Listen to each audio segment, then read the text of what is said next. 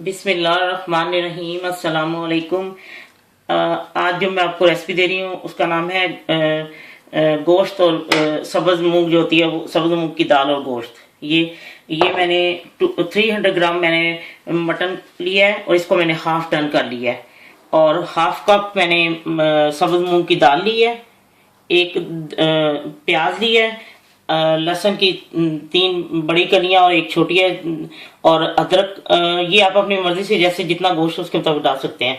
मैंने half tea spoon नमक लिया है, हाफ टी स्पून मैंने सुर्ख मिर्च ली है, हाफ टी स्पून मैंने जीरा लिया और कौरमा मसाला मैं लाजमी डालती हूँ। जब गोश्त या इस तरह कोई शोरबे वाला सालन बनाऊँ तो उसमें ये ज़रा ग्रेवी वाला सालन हो तो उसमें कौरमा मसाला आप डालें तो बहुत ही मजे का हो जाता है।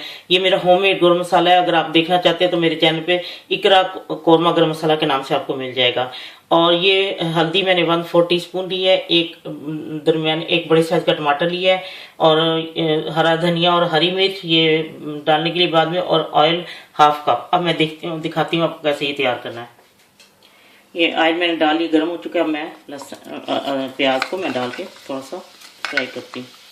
ये प्याज काफ़ी हद तक फ्राई हो चुका है। मैं इसमें लहसुन और अदरक भी डाल देती हूँ और इसको थोड़ा सा फ्राई करके फिर मैं आपको बताती हूँ। अब ये काफ़ी हद तक फ्राई हो चुका है। अब मैं इसमें ये सब खुश्क मसाला डाल देती हूँ। ये मसाले भून चुके हैं। अब मैं इसमें मटन डाल देती हूँ।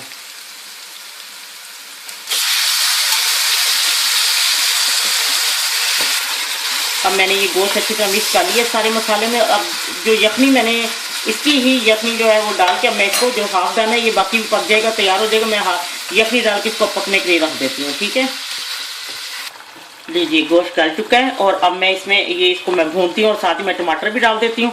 जब ये भून जाता है फिर मैं आपको बताती हूँ। ये गोश्त भी बिल्कुल भून चुका है और अब मैं इसमें ये दाल डालूंगी। और दाल जो है ना मैंने इसको 2 घंटे भिगो के रखा था और अब मैं ये इसमें दाल डाल के और फिर वो यखनी का पानी मैं आपको बताती हूँ।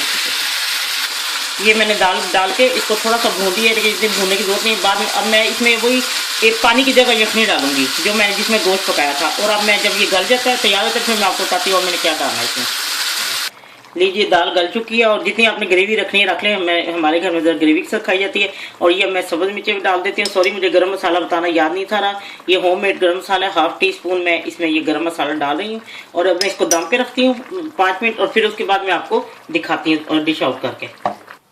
लीजिए मूंग दाल तैयार है मटन के साथ, मटन छिलके वाली मूंग दाल के साथ। तो ये जो आप नमक मिर्च अपनी मर्जी से डाल सकते हैं। मैंने पहले कभी नहीं बनाया था। मैं तो दाल खिचड़ी में हम लोग डाला करते थे, लेकिन मैंने जब किसी के यहाँ खाया गोश्त और ये छिलके वाली मूंग की दाल तो मुझे बहुत पसंद आया। तो मैंने सोचा मैं अपने व्यूअर्स के साथ भी शेयर करूं। जब भी मैं बनाती हूँ सबको बहुत पसंद आता है। प्लीज आप एक दफा ट्राई करके देखें, बहुत हटके इसका जायका और बहुत ही मजे का लगता है। तो आप नमक मिर्च या जो भी आप डालना चाहते हैं अपनी मर्जी से डालें। उम्मीद है जब लोग बनाएंगे तो पसंद आएगा सबको। जब आपका दिल चाहे आसान और मजेदार खाना खाने को तो आइए ना रिदा के किचन में। प्लीज सब्सक्राइब करना, लाइक करना और कमेंट देना ना भूलें। अल्लाह हाफिज।